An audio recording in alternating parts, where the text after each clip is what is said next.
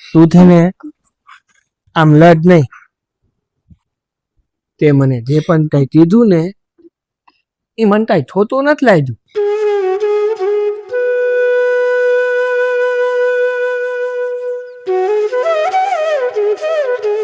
પપ્પા હા મને તમે માફ કરી દો. સોનાનું દિલ છે બેટા. પપ્પાનું દિલ ભલે સોનાનું હોય પણ એમની જીભ નાની છે ને.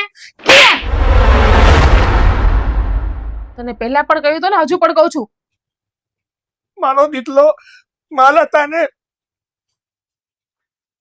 સલમ અનુભવે છે.